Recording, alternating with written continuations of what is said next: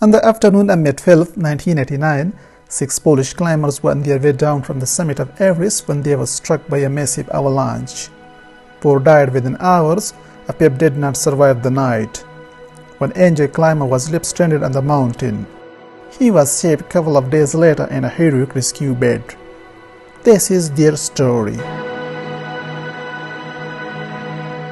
In the spring of 1989, a Polish Everest expedition of 18 members, including 10 Poles, 3 Americans, 2 Mexicans, 2 Canadians, and 1 Briton, under the leadership of Janusz Krobak, a 49-year-old chemical engineer from Krakow, arrived at Everest Base Camp. The expedition included some of Poland's best Himalayan climbers like Janusz Meyer, Andrzej Heinrich, Mirosław Dosal, Mirosław Gardzielewski, Khumbu and Rongbuk, and Andrzej Marciniak. Artur Heiser also participated initially but then left to join Reinhold Messner and his expedition to the south base of Lhotse.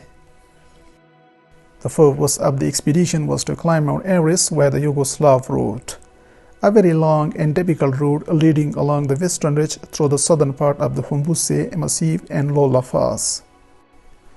The western ridge of Everest forms the boundary between Nepal on its south side and the Tibet region of China on the north, and climbers with permits for these features are not supposed to stray across the border. However, most of the few climbers who attempt the ridge actually do go across. The very first men who climbed it, Americans in 1963, moved at high altitude onto the north face and up a large gully that has been named after one of them, the Hornbeam Kulwa, and is climbed by most West Ridgers. Climbing through that route required painstaking preparation, well thought out logistic, setting up 5 camps, slowly lifting equipment, and guaranteeing individual sections. An alpine-style fast ascent was out of the question as the route was too long. To get to the shoulder of Everest, it was necessary to first cross the Khumbu Ridge, 6,636 meters, get to its other side, descend to the Lola Pass, and assault the summit from there. On the descent, the climbers had to take into account the fact that they would have to climb the Lola Pass, and this meant an additional challenge for the exhausted climbers after the summit attack.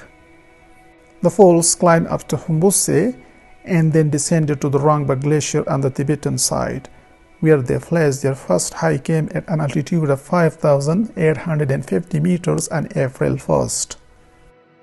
Then, in turn, Camp 2 was erected at 6,850 meters on April 4, Camp 3 at 7,200 meters on April 14, and Camp 4 7,500 meters on April 21. At the end of April, the weather began to deteriorate. The climbers suffered from strong winds. In May, most of the team was at the base. However, Heinrich and Krobak remained in Camp 3, reaching the summit dome on May 11. They pitched the tent of Camp 5 on a small ledge at an altitude of 8,000 meters. The first attempt was made by the most experienced and oldest participants of the expedition, Andrzej Heinrich and Janusz Krobak, on May 5. The attempt failed. The next attempt was made by Andrzej Marciniak, Khumbu and Rongbuk, and Nick Chensky. It also failed. On May 22, Mirosław Dosal and Mirosław Gardzielewski reached the top of Hornbeam Kulwa in an unsuccessful try for the summit. They retreated to Camp 4 to support the next summit team and help evacuate the camps. On May 24, expedition leader Krobak and Andrzej Marciniak set off from Camp 5 at the bottom of the Hornbeam Kulwa at 1 a.m. for the summit. They reached the summit after dark at about 8 p.m., climbing more than 18 hours that day.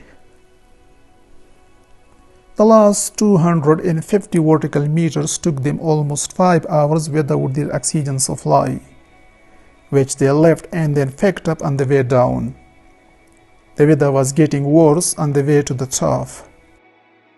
Apart from the severe frost, the glaring sun was also a great challenge. They suffered from the terrible heat, lack of oxygen, and the incredibly bright sun took its toll. They stayed for about 10 minutes on the summit, and then descended safely to Camp 5 at 3 am on May 25. Rested there for 4 hours and then continued their descent.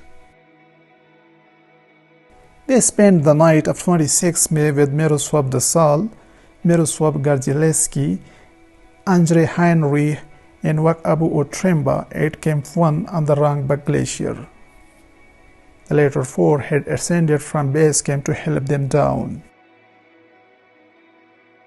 The weather broke down. During the night, a snowstorm dumped 2 meters of snow on their campsite and set the scene for a terrible tragedy. Despite the extremely difficult conditions, they decided to go down to the base camp. They set out at 7 am on May 27. At 10 am that morning, they started up Khumbu in deep snow and made very slow progress. At 1 p.m., they were together 250 meters up a very steep gully, all hanging on the ropes and within 5 meters of a safe distance.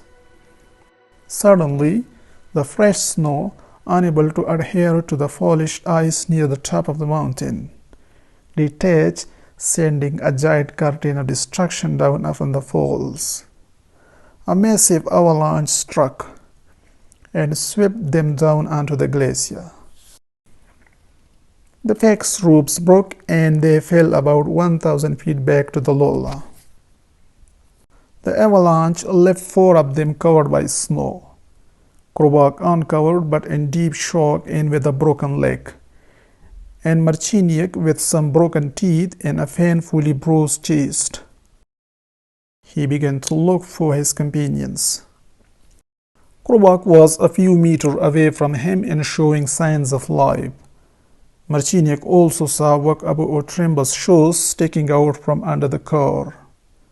He quickly dug him out and started a resuscitation, which unfortunately turned out to be pointless. Only Marciniak escaped relatively unhurt. Desal, Gardzielewski, and Otremba were dead. Heinrich died soon after. Rongbuk was alive but not fully conscious. Marciniak let the base camp know of the accident by walkie-talkie.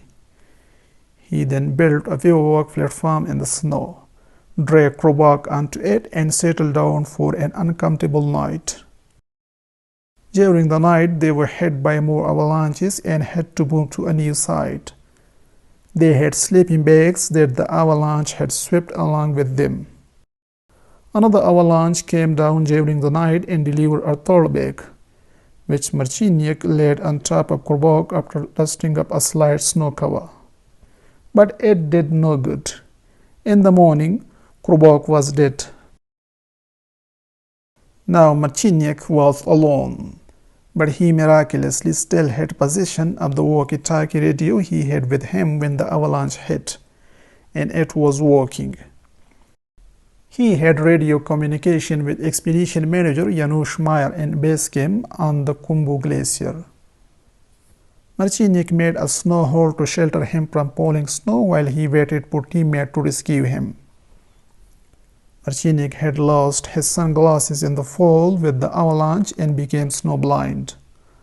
Alone now, he knew his own chance of survival was slim unless he returned to the shelter of Camp 1. He left his dead comrades where they lay and began his determined, long struggle through deep snow towards possible safety. He fell into a crevasse and injured himself more. He reached Camp 1 sometime after dark, groping his way through thick mist, and when finally within the tent, taking half an hour to find the matches with which to brew himself a cup of tea. Across the Lola at base camp, expedition manager Janusz Meyer promptly organized a rescue team to go up the pack slopes on Khumbu and down to the accident site. There was no shortage of volunteers for what was a relatively short climb, but all were forced back after only a few hundred meters by waist-deep snow and frightening avalanche conditions. Marciniak had to remain at Camp 1 for 3 more days, all alone and in a fan, but with a functioning walkie-talkie for 2 of those days. Meanwhile, since rescue via Khumbu was not possible for a number of days, and there were no teams on the Tibetan side of Everest to provide help down in Kathmandu, a rescue operation could be organized by Arthur Heiser, who was on the way home from the Lhotse South Base expedition. A rescue operation to go the long way around over 500 kilometers by road after it became clear that a helicopter flight across the border into Tibet was out of the question. Simultaneously from Warsaw, diplomatic contacts with China and other countries were arranged. The Soviet embassy, acting on behalf of Poles who had no embassy of their own in Kathmandu, asked the Chinese embassy for cooperation, and visas for an international rescue party were quickly granted. An international team composed of Arthur Heiser, Sherpas Ang Jambu and Shiva Prasad Katel, and New Zealanders Rob Hall and Gary Ball left Kathmandu in torrential rain at midnight on May 30. They crossed the border the next morning, but unfortunately their Land Rover truck broke and stuck in the mud prevented further progress. The Land Rover was hurriedly unloaded and the gear ferried up the road to a truck which was going to the administrative town of Zangmo. There, immigration and custom officials welcomed them, having heard only that morning on Chinese Central Television of their rescue attempt. Administration provided them a truck with driver. They set out on their journey towards the Tibetan site of Everest Base Camp. An intimidating 3-hour climb of a winding, muddy road, often hampered by other trucks bogging down ahead and causing them to anxiously count up minutes, saw them onto the arid Tibetan plateau. Through the night and into the next day, with a Tibetan driver at the wheel, they bounced about on the flat deck of the truck, often becoming airborne as it leapt from corrugation to corrugation, dropped into ruts and holes and glanced up rocks on the roadside. A thick mantle of dust covered them. In a race, they would repeatedly jump over the tailgate to clear boulders from the road or to push the truck when it threatened to tip into the Rongbuk River. At midday, they finally ground to halt, packed their rucksacks and quickly ate a cup of noodles each, their first meal since leaving Kathmandu. Shiva stayed with the truck to ensure the driver didn't desert them. He was to bring food to the snow line if they had not returned within 4 days. Jangbo led the way up the moraine beside the Rongbuk glacier. They hardly spoke, each of them lost in his own thoughts and suffering from the weight of their rucksacks. After 3 hours of toil, they reached the fresh snow laid down by the early monsoon. Flogging their own trail, they had to take care as they slept and tripped over hidden ice and rocks. They were too tired to continue. Hence, they bivouacked on the snow. Next morning, on June 1, they roped together because of crevasse danger, and with Arthur in the lead, plowed a furrow through the snow toward the Lola. Arthur knew exactly where the tent was. From 100 meters away they shouted.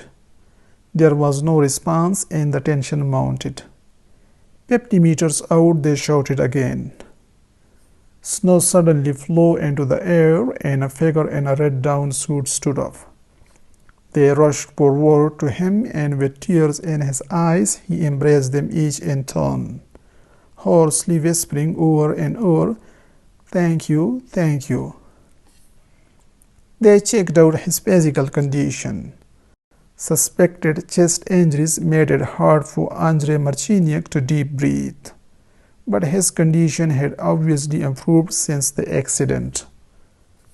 Vision was about 50 meters after 3 days of total blindness. All his teeth were loose, broken, embedded in his tongue or gone where his radio had bashed him in the face during the avalanche. Most importantly, he could walk.